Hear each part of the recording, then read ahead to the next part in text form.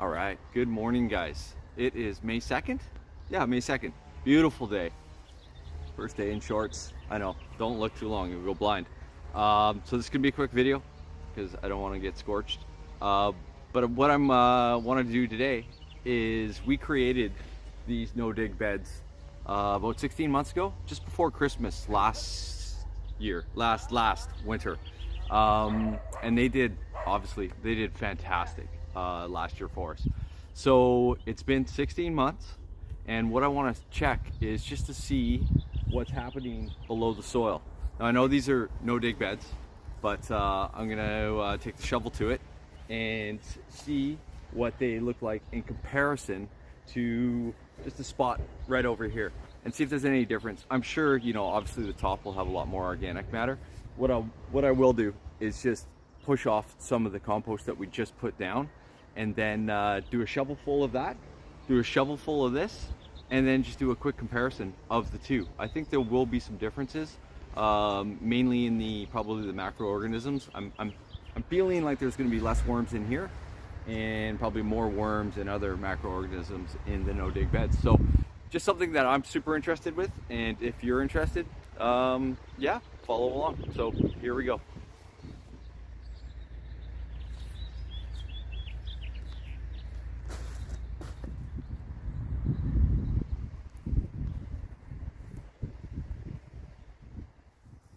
Okay, we're back.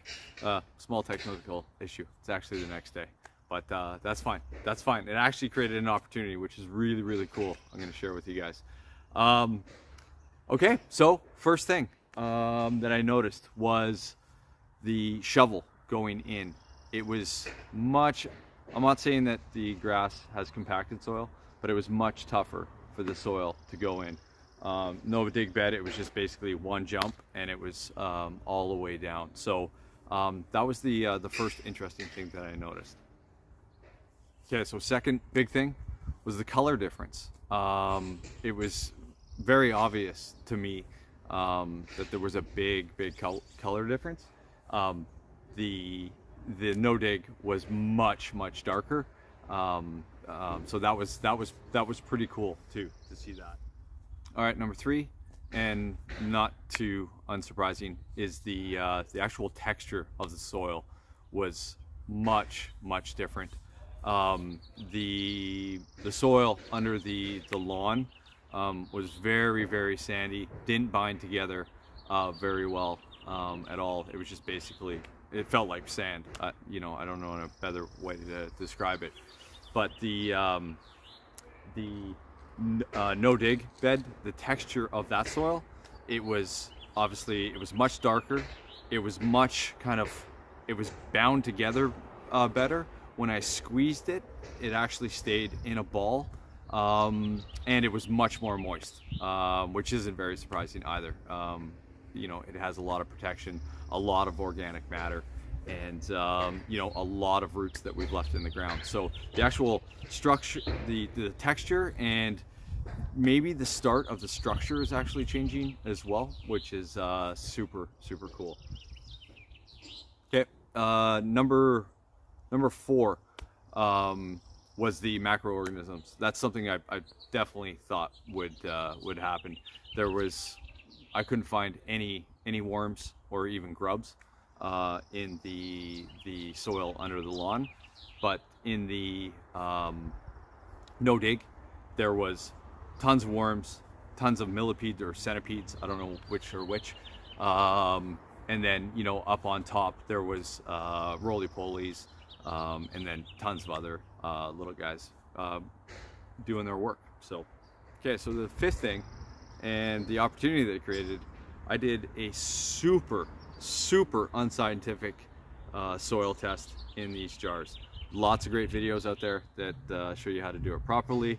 I definitely didn't do that, but the results are pretty stark actually, and we'll just go through that really quick here.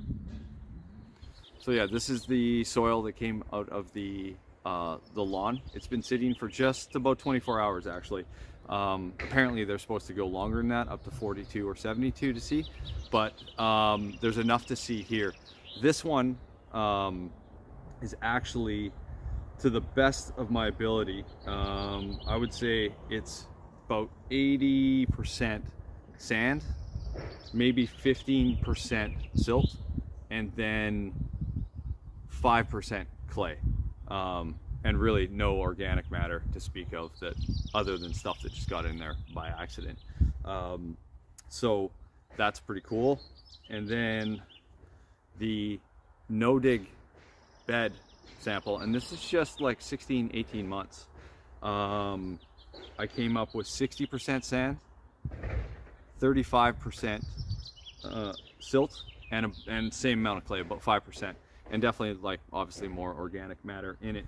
So when I go and look at the soil pyramid, basically what that is definitely showing is that this soil in the no dig bed is sandy loam right now, and approaching loam. The soil under the grass is basically loamy sand and very close to just pure sand. So yeah, like, fascinating, with a very unscientific test, but you can see the difference that the no dig approach makes. All right, and finally, I mean, we all live in different climates, we all have different soils, but I'd be super interested if some of you guys have done this before, or would be interested in doing it, and just kind of comparing the different soils from, you know, around the world. That would be pretty cool. I mean, we're super new at this, and I know a very, very small amount, but I'm definitely interested in learning more on it. So yeah, if you guys have any, you know, experience with it, please let us know. Thanks a lot, and you guys stay awesome. We just got here. They're gonna get dirty, don't worry. Have a great day. Okay, one of the best hacks you can ever have when you pick up pizza is get a pop. That way it sits flat. Bam.